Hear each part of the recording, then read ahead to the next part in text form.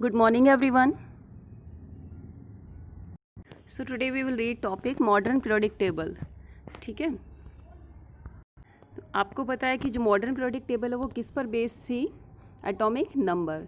तो 1957 में international union of pure and applied chemistry, जिसको आप क्या बोलते हो, IUPAC, ठीक है, इसने एलिमेंट्स को अरेंज किया था किस तरह से, in the increasing order of atomic numbers. तो यही बेस बना था किसका? मॉडर्न पीरियोडिक टेबल का। तो हेनरी मोइसले था जिसने मॉडर्न पीरियोडिक टेबल को कंस्ट्रक्ट किया था। किस तरह से उसने बोहर की हेल्प से, ठीक है, एक मतलब यहाँ पे आप देखोगे इसने एक एक्सपेरिमेंट किया था, ठीक है, एक्सरे एक्सपेरिमेंट था। उसकी हेल्प से उसने एटॉमिक नंबर्स एलिमेंट्स के आइडेंटिफाई करे थे और उनको इंक्रीजिंग ऑर्डर में अरेंज किया था, जो बाद में जाके काफ़ी हेल्पफुल रही थी मॉडर्न पीरियोडिक टेबल को कंस्ट्रक्ट करने के लिए। आप देखोगे जो मॉडर्न पीरियोडिक टेबल थी वो किस पर बेस्ड थी? एटॉमिक नंबर्स पे, ठीक है। किसने प्रिपेयर की थी? ये बोहर ने। तो इसने भी बिल्कुल सेम जैसे मेंडलीव ने किया था कि उसने जो हॉरिजॉन्टल रोज थी और जो वर्टिकल कॉलम्स थे उनको ग्रुप और पीरियड का नाम दिया था। हॉरिजॉन्टल रोज को पीरियड और कॉलम्स को ग्रुप।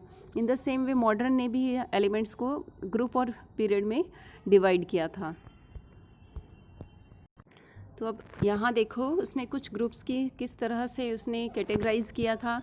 वर्टिकल कॉलम को क्या बोला? ग्रुप। वर्टिकल कॉलम क्या है? जो ऊपर से नीचे की तरफ होता है। हॉरिजॉन्टल कैसा होता है? इस तरह से लेफ़्ट टू राइट, ठीक है।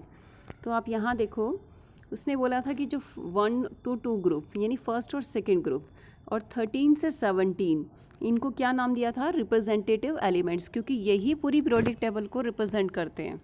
उसने बोला फिर उसके बाद आप देखोगे 3 से थर्ड ग्रुप से 12th ग्रुप उनका क्या नाम दिया? ट्रांजिशन एलिमेंट्स, ठीक है।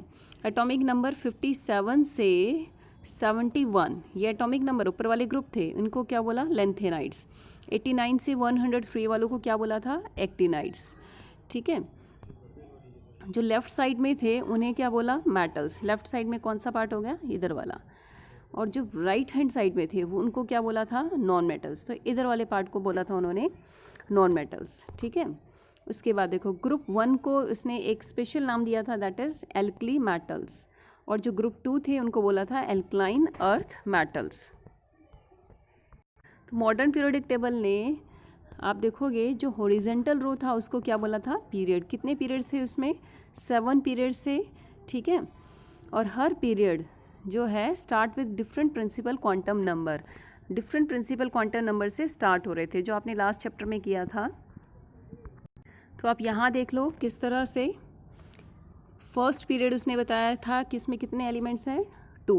तो फर्स्ट पीरियड कौन सा है? ये वाला। उसमें कितने एलिमेंट्स हैं? 2। उसके बाद देखो सेकंड पीरियड में कितने एलिमेंट्स हैं? 8। तो सेकंड वाला कौन सा है? ये वाला। Lithium, beryllium, boron, carbon, nitrogen, neon तक।